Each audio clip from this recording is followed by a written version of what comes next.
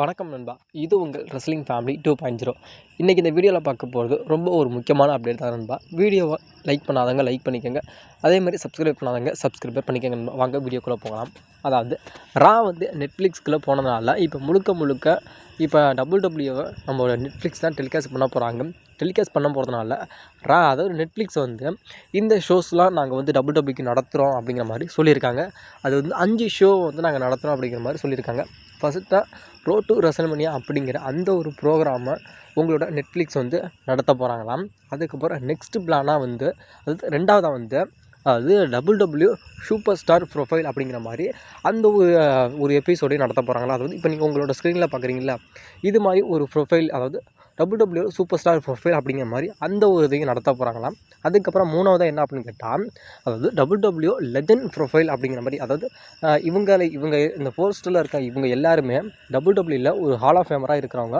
அதாவது WW wrestling பண்ணல, இனிமேல் நான் ரிட்டையர்மெண்ட் ஆக போகிறேன் அப்படின்னு சொல்கிற போகிறவங்க தான் இவங்க. அதனால் இவங்கள வச்சு ஒரு ஷோ வந்து அந்த நெட்ஃப்ளிக்ஸ் வந்து பண்ண போகிறாங்களாம். அதுக்கப்புறம் நாலாவதாக என்ன அப்படின்னு ரா கிளாசிக்கல் அப்படிங்கிற அந்த ஒரு ஷோவும் நெட்ஃப்ளிக்ஸ் நடத்த போகிறாங்களாம். இதில் வந்து யார் இருக்க போகிறாங்கன்னு உங்களோட பிகி தான் இதில் வந்து ஹோஸ்ட்டாக இருக்க போகிறாரு. இந்த ஒரு ஷோவை வந்து உங்களோட பிகி தான் அட்டன் பண்ண போகிறாரு. அதுக்கப்புறம் அஞ்சாவதாக என்ன அப்படின்னு கேட்டால், டபிள்யூடபிள்யூட ரா எடிஷனல், அதாவது அந்த ராவில் வந்து என்னென்ன விஷயங்கள் நடந்துச்சு, அது 2024 இந்த ராவில் வந்து நாங்கள் இப்படிலாம் இருந்தோம், யார் பெஸ்ட்டு ஹீல் டர்ன் பண்ணது, பெஸ்ட்டு ஸ்டோரி லைன் யார், பெஸ்ட்டு க்ரோமோ கட் பண்ணது யார் அப்படிங்கிற மாதிரி அந்த ஒரு ஷோவை நம்மளோட நெட்ஃப்ளிக்ஸ் நடத்தப்பாங்க. அது டபிள்யூடபிள்யூ முழுக்க இப்போ நெட்ஃப்ளிக்ஸ் தான் டெலிகாஸ்ட் பண்ண போகிறாங்க. அதனால இப்போ நெட்ஃப்ளிக்ஸ் வந்து இந்த 5 ப்ரோக்ராமையும் டபிள்யூடபிள்யூவில் நடத்த போகிறாங்க அப்படிங்கிற மாதிரி இப்போ நெட்ஃப்ளிக்ஸ் அஃபிஷியலாகவும் சொல்லிட்டாங்க. அதே மாதிரி டபிள்யூடபிள்யூ தரப்புலேருந்தும் இந்த விஷயம் உண்மை தான், இவங்க நடத்த தான் போகிறாங்க அப்படிங்கிற மாதிரி டபிள்யூடபிள்யூ அஃபிஷியலாக சொல்லிட்டாங்க. ஜனவரி 6ஆம் தேதியிலேருந்து முழுக்க ரா பிராண்டை நெட்ஃப்ளிக்ஸ் தான் டெலிகாஸ்ட் பண்ண போகிறாங்க. அதனால நெட்ஃப்ளிக்ஸ் வந்து பல சூப்பர் ஸ்டாராக கேட்டாங்க. அதாவது டபிள்யூடபிள்யூவில் டாப் 1 பொசிஷனில் இருக்க எல்லா ரெஸ்லரையும் கேட்டாங்க. அதாவது ரோமன் ரெயின்ஸ், ராக்கு, ஜான்சனா, சிஎம் பங்க், கோடி அப்படிங்கிற மாதிரி ஏகப்பட்ட ரெஸ்லரை வந்து நாங்கள் வந்து ராவில் இருக்கணும் அப்படிங்கிற மாதிரி நெட்ஃப்ளிக்ஸ் கேட்டாங்க. அதே மாதிரி இப்போ அதே ராவில் வந்து அதே மண்டே நைட் ராவில் வந்து உங்களோட வைப்பர் ராண்டி ஓர்டன் இருக்க போகிறாரு அப்படிங்கிற மாதிரி இப்போ ஒரு மிகப்பெரிய ஒரு அப்டேட் போய்கிட்டு இருக்கு. இனிமேல் உங்களோட ராண்டி ஓர்டன் ஸ்மாக் டவுன் பிராண்டில் இருக்க மாட்டார். இனிமேல் மண்டே நைட் ராவில் தான் உங்களோட வைப்பர் ராண்டி ஓர்டன் இருக்க போகிறாரு. இதை பற்றின உங்களோட கருத்தை மறக்காமல் சொல்லுங்கள் நண்பா. இன்றைக்கி நடந்து முடிஞ்ச ஸ்மாக் டவுனில் வந்து உங்களோட நிக்காடில்ஸ் வந்து நம்மளுடைய கெவின் ஓவன்ஸ் வெர்சஸ் கோடிக்கான undisputed WWE champion match royal rumble நடக்கும் அப்படிங்கிற மாதிரி அஃபிஷியலாக சொல்லிட்டாங்க. அதாவது உன்னோட பஞ்சாயத்தும் தீராது, அவனோட பஞ்சாயத்தும் தீராது, அவங்க 2 பேரும் அடிச்சுக்கிட்டு சாவுங்க, என்னமோ பண்ணிக்கங்க, ஆனால் கடைசியில் நாங்கள் தான்டா உங்களால் மாட்டிக்கிட்டு முழிக்கிறோம் நாய்ங்களே, நீங்கள் 2 பேர்த்துக்குமே மேட்ச், அதாவது நீ தான் உண்மையான சாம்பியன் அப்படிங்கிற மாதிரி நீ சொல்கிறேன், கோடி வந்து உண்மையான சாம்பியன் அப்படிங்கிற மாதிரி கோடி சொல்கிறான். அதனால் நீங்கள் 2 பேர்த்துக்குமே ஒரு டைட்டில் இருக்காது. நம்மளுடைய கோடிக்கிட்ட வந்து அன்டிஸ்பியூட்டட் டபிள்யூடபிள்யூ டைட்டில் இருக்குது, கெவின் ஓவன்ஸ்கிட்ட வந்து அந்த ஈகிள் டைட்டில் இருக்குது. அதனால் இதில் எந்த டைட்டில் உண்மையான டைட்டில், அதாவது இந்த டைட்டில் எவன் வச்சுக்கிறீங்களோ அவன் தான் உண்மையான சாம்பியன். அதாவது அந்த ராயல் ரம்பிளில் ஃபிக்ஸ் பண்ணியிருக்க மேட்ச் வந்து இது வந்து ஒரு லேடர் மேட்ச்சு. இந்த லேடர் மேலே வந்து அந்த சாம்பியனை தொங்க விட்ருவாங்க. இதில் எவன் எடுக்கிறானோ அவன் தான் உண்மையான சாம்பியன், அவன் தான் இனிமேல் டபிள்யூடபிள்யூட அன்டிஸ்பியூட்டட் டபிள்யூடபிள்யூ சாம்பியன் அப்படிங்கிற மாதிரி இந்த ஒரு ஸ்டிப்புலேஷனில் தான் இந்த மேட்ச்சு ராயல் ரம்பிளில் நடக்க போகுது. இதில் யார் வின் பண்ணும் அப்படின்னு உங்களுக்கு எல்லாத்துமே தெரியும். ஏன்னா இதில் வந்து கோடி தான் வின் பண்ண போகிறாரு. உண்மையான ஒரு விஸ்வாசி எப்படி இருக்கணும் அப்படிங்கிறத ஜாக் ஆஃப் ஆட்டை பார்த்து கண்டிப்பாக கற்றுக்கலாம்யா. ஏன்னா மனுஷன் டபிள்யூடபிள்யூக்கு வந்ததுலேருந்து சோலோ கூட தான் இருக்கான். சோலோ கூட அந்த கும்பிட்டார் அப்படின்னா அந்த கையவே எடுக்கவே மாட்டாருயா. சோலோ நீ தான் சோலோ, எனக்கு I love you solo, I love you solo, I love you solo அப்படின்ட்டு பொண்டாட்டிக்கிட்ட கூட சொல்லியிருக்க மாட்டாங்க. ஆனால் சோலோ கூட அதிகமாக சொல்லியிருக்காரு. இதில் நம்மளுடைய சோலோஸுக்கு அது நம்மளுடைய ஜாக் ஆஃப் ஆட் வந்து அவரோட எக்ஸ் அக்கௌண்ட்டில் பகிர்ந்திருக்காரு. அதாவது this is the not me on Instagram, fake contact on the Instagram, I have the Facebook or Instagram. கீழே வந்து 100% is my only social media account, I love you solo. மனுஷன் வேறு லெவலில் love பண்ணுறாராக்கா.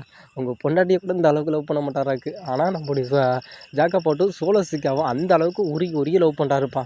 ஏன்னா எல்லாருமே எப்படி விசுவாசமாக இருக்கணும் அப்படிங்கிறத நீங்களாம் கண்டிப்பாக ஜாக் ஆஃப் ஆட்டை பார்த்து கண்டிப்பாக கற்றுக்கணும். ஏன்னா நானே கண்டிப்பாக எப்படி உண்மையாக இருக்கணும் அப்படிங்கிறத நானே இதுக்கு மேலே நம்மளுடைய ஜாக் ஆஃப் ஆட்டை பார்த்து தான் கற்றுக்க போகிறேன். நீங்களும் கொஞ்சம் கற்றுக்குங்க.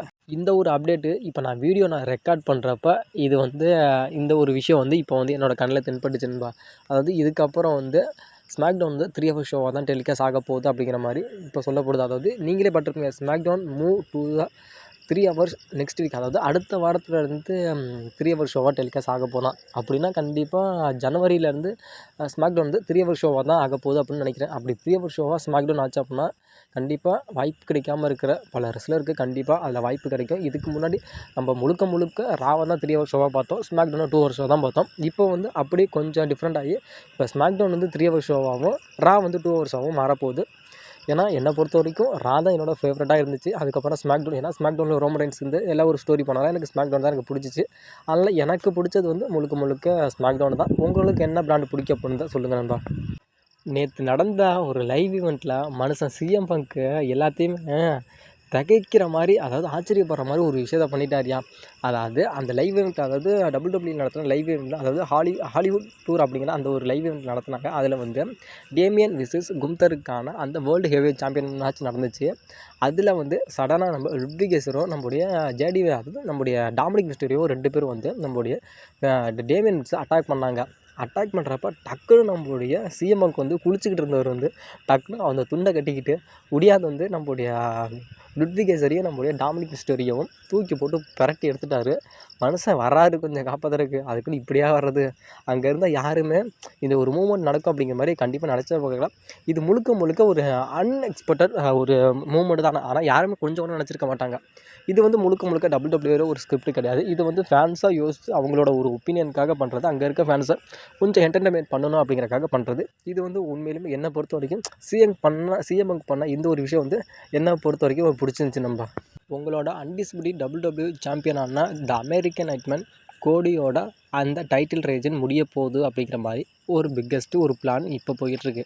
அதாவது ராயல் ரம்பலுக்கு த ராக் வந்து ரிட்டன் வந்து அந்த ராயல் ரம்பலை வின் பண்ணி நம்மளுடைய கோடியை சேலஞ்ச் பண்ணார் அப்படின்னா கோடி ரோட்ஸ் விசஸ் ராக்குக்கு தான் ரெஸ்ல்மனியா 41 மேட்ச் நடக்கும். ஒருவேளை ராக்கு ராயல் ரம்பலுக்கு வரல அப்படின்னா அவரோட பிளான் அப்படியே சேஞ்ச் ஆகிரும்.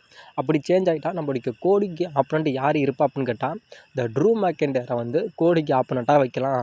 அப்படி ஆப்பனண்ட்டாக வச்சாலும் ரெஸ்ல்மனியாவில் வந்து 2 பேத்துக்கு மேட்ச் பண்ணாலும் கோடியோட டைட்டில் ரேஜனை முடிக்கிற அளவுக்கு நம்ம ட்ரூ மேக்கெண்டருக்கு ஒரு இது இருக்கா அப்படின்னு கேட்டால், ஒரு பவர் இருக்கா, ஒரு திறமை இருக்கா அப்படின்னு கேட்டால் 100% நம்மளுடைய கோடியோட டைட்டில் ரேஜனை முடிக்கிறதுக்கு ட்ரூ மேக்கெண்டருக்கு முழு தகுதி இருக்குது.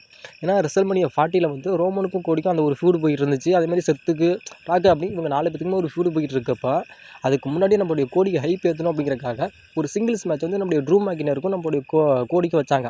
அதில் கூட நம்மளுடைய ட்ரூ மேக்கெண்டர் வந்து நம்மளுடைய கோடியை வந்து க்ளீனாக பீட் பண்ணி அந்த மேட்ச்சில் வின் பண்ணிட்டு போயிருப்பார். அதுக்கப்புறம் விளாண்ட எல்லா மேட்சஸுமே நம்மளுடைய கோடிக்கும் நம்மளுடைய ட்ரூ மேக்கெண்டர் விளாண்ட மேட்ச் எல்லாத்துலேயுமே நம்மளுடைய ட்ரூ மேக்கெண்டர் தான் வின் பண்ணாரே தவிர நம்மளுடைய கோடி வந்து வின் பண்ணலை. அதனால் இந்த ஒரு ஸ்டோரியை வச்சு கூட இன்னும் டெவலப் பண்ணிக்கிட்டு கூட, அதாவது நீ வந்து என் கூட மோதியிருக்க, ஆனால் ஒரு தாடி கூட நீ என் கூட மோதிர, அதாவது வின் பண்ணலை அப்படிங்கிற மாதிரி அதில் கூட ஒரு ஸ்டோரியை பில்டப் பண்ணி கூட கண்டிப்பாக ரெஸ்ல்மனியா 41 வரைக்கும் கொண்டுட்டு போகலாம். அப்படி மேபி நம்முடைய கோடிக்கும் நம்மளுடைய ட்ரூ மேக்கெண்டருக்கும் மேட்ச் நடந்துச்சு அப்படின்னா, ஏன்னா நம்முடைய கோடியோட அந்த ஒரு டைட்டில் ரேஜ்னா முடிவுக்கு கொண்டு வரதுக்கு முழு தகுதியுமே நம்முடைய ட்ரூ மேக்கெண்டருக்கு 100% இருக்குது. ஆனால் ஒரு வேளை நம்முடைய Drew McIntyre new undisputed WWE champion ஆகிட்டார் அப்படின்னா உங்களோட கருத்து என்ன அப்படிங்கிறத மறக்காமல் சொல்லுங்கள். அதே மாதிரி நம்முடைய கோடியோட அந்த ஒரு டைட்டில் ரேஜ்னா நம்முடைய ட்ரூ மேக்கெண்டரை வச்சு WWE முடிச்சா நல்லா இருக்குமா? என்னை பொறுத்த வரைக்கும் கரெக்டான ஒரு டிசிஷன் அப்படின்னு என்னோடய ஒப்பீனியன். ஆனால் உங்களோட ஒப்பீனியன் என்ன அப்படிங்கிறத மறக்காமல் சொல்லுங்கள். வீடியோ பிடிச்சிருந்துச்சுன்னா வீடியோக்கு லைக் பண்ணிட்டு நம்ம சேனலை மறக்காமல் சப்ஸ்கிரைபர் பண்ணுங்கள் நண்பா.